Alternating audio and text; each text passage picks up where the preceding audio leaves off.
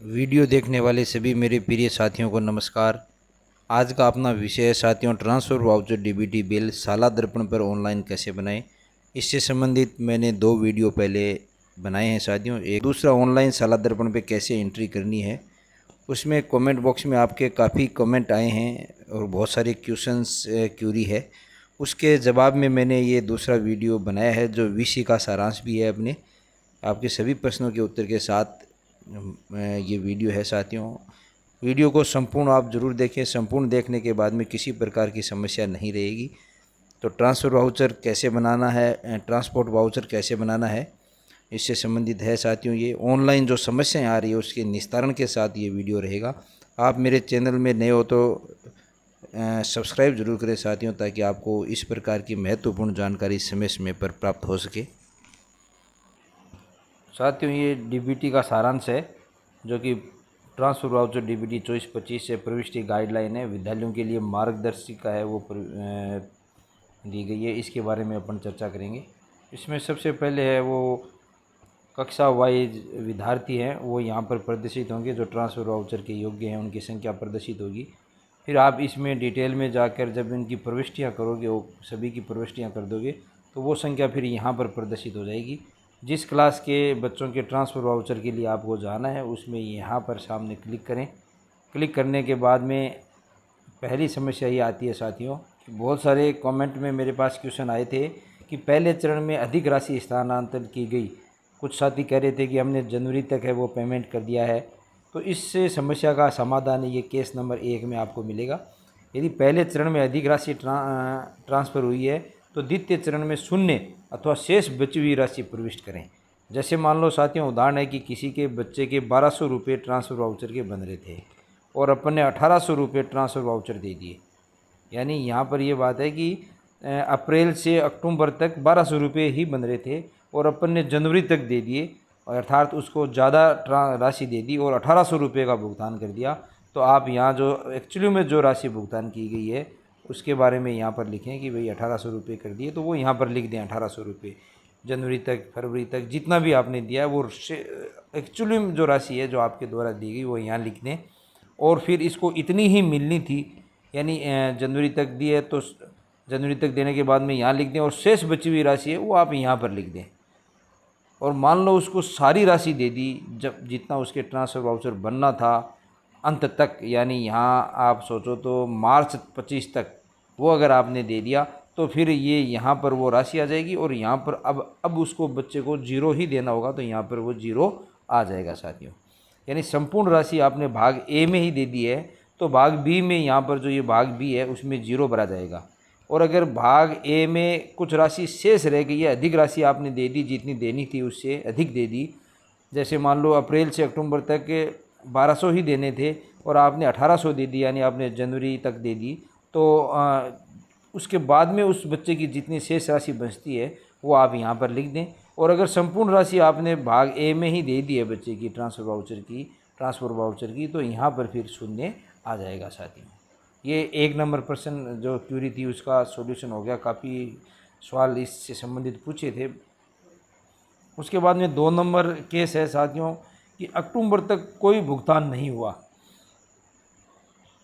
अगर विद्यार्थी को अक्टूबर तक कोई भुगतान नहीं किया गया है, तो अभी अपन ने जैसे उदाहरण लिया था कि उसकी जो एक्चुअली में राशि बन रही थी वो 1200 थी 1 अप्रैल 2024 से अक्टूबर 2024 से, लेकिन स्कूल द्वारा भुगतान है वो 0 किया गया है, तो यहाँ पर 0 आ जाएगा। और उसकी यहाँ की राशि यानी 1 अप्रैल 2024 से अक्टूबर 2024 की 1200, और शेष यहाँ पर नवंबर से मार्च की जो उसकी राशि स्थानांतरण होनी थी खाते में वो 600 थी, तो ये यहाँ की 600 और यहाँ की ये 1200 साथियों ये दोनों जुड़ जाएगी, और जुड़ के जो भी राशि देनी है वो दोनों ये प्लस होकर यहाँ पर आ जाएगी, यानी उसको 1800 रुपये हैं वो भाग बी में भरने हैं आपको।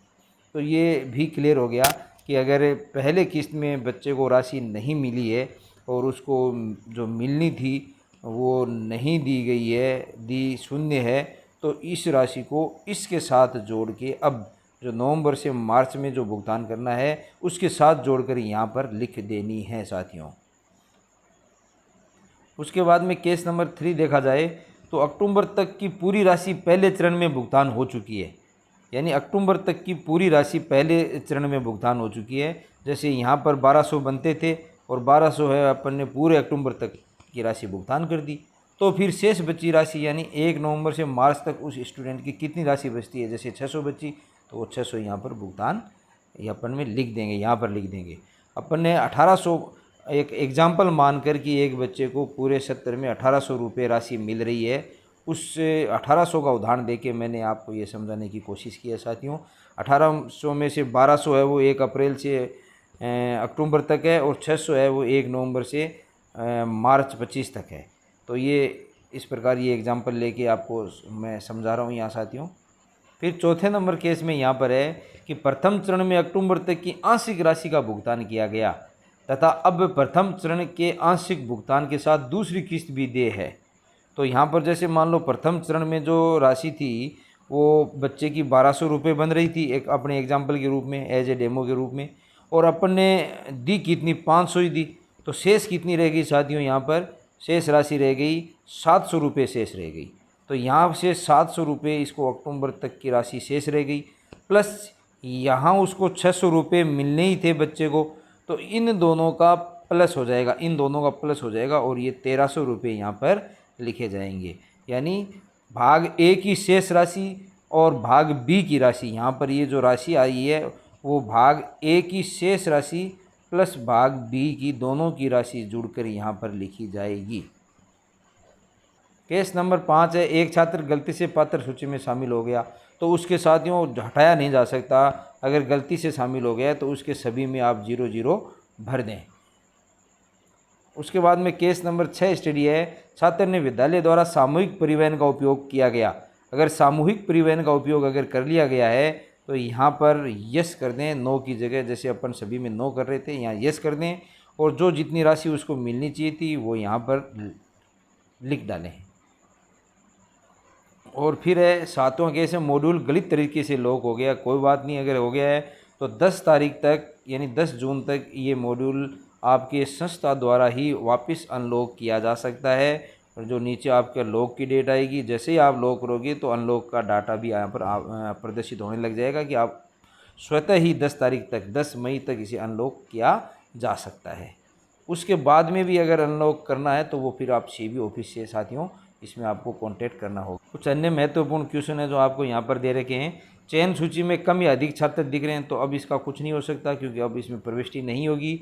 छात्र का जन आधार सत्यापित नहीं है, कोई बात नहीं है तो भी आपको राशि भर के सेव करनी है। पहले छात्र टीवी सूची में था, अब नहीं है तो जोड़ा घटाया नहीं जा सकता साथियों, ये आपको क्लियर कर दिया है यहाँ पर। उसके बाद में निष्कर्ष और सहायता